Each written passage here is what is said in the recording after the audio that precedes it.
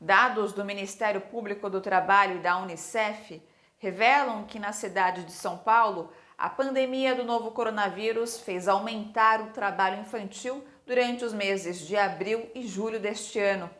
Veja na reportagem de Jô Miyagi. No Jardim Ângela, na zona sul de São Paulo, é nítido o crescimento do trabalho infantil entre as famílias mais pobres, afirma Carlos Alberto de Souza Júnior, da Sociedade Santos Mártires. Aqui no território você observa mais no semáforo, né? Vendendo bala ali entre o abertura e fechamento do semáforo, né? Transporte público também. Então você vê um aumento de crianças e adolescentes nessas condições. Algumas acompanhadas dos pais, né? E outras já sozinhas lá fazendo o trabalho. Esse aumento não é só percebido, é um fato. Com a pandemia, mais de 30% dos chefes de família ficaram desempregados e quase 16% perderam rendimento, apesar de continuarem trabalhando. Com isso, crianças e adolescentes foram trabalhar para conseguir complemento financeiro. O trabalho infantil cresceu 21% no período da pandemia, mostra a pesquisa realizada pela Unicef, Fundo das Nações Unidas para a Infância, em parceria com o Ministério Público do Trabalho. É um aumento importante, um aumento que acende todos os nossos sinais de alerta, né, e que nos chamam para uma ação imediata de enfrentamento a essa situação. A pesquisa foi feita com 53 mil famílias em vulnerabilidade social que foram atendidas pela Unicef. Dos entrevistados, quase 80% dos chefes da casa eram mulheres. Para o Ministério Público do Trabalho, a população negra é a mais atingida pelo trabalho infantil.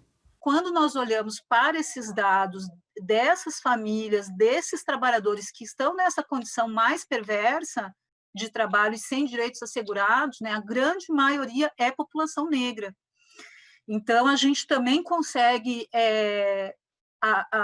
interpretar desses dados, né, que a maior parte também dessas crianças e adolescentes que estão sendo afetados pelo trabalho infantil, pelo agravamento dessas condições com a pandemia, são crianças e adolescentes negros e negras. Isso não está no levantamento do Unicef, mas a gente consegue, somando esse dado com outros indicadores que nós temos, né, nós podemos chegar a essa conclusão. Mesmo com a pandemia, metade das famílias não tinha acesso a nenhum programa social, como o Bolsa Família, o BPC ou mesmo o auxílio emergencial de R$ 600. É urgente o poder público identificar e incluir essas famílias em políticas públicas de proteção.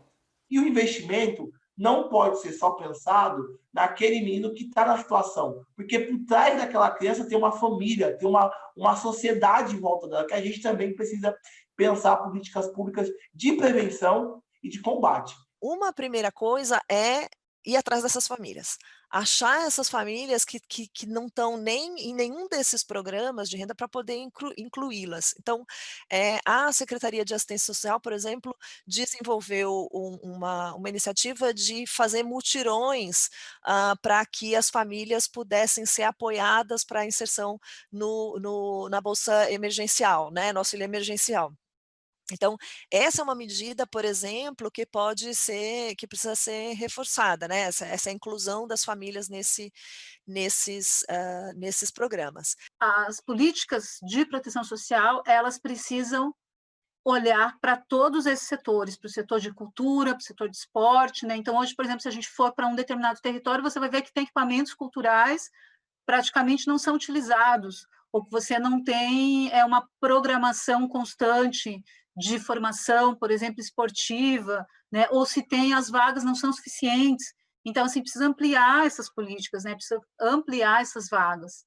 Gente, bora fortalecer a TVT? É só clicar em inscrever-se e depois clicar no sininho. Pronto! Assim que pintar notícia nova, você fica sabendo no ato.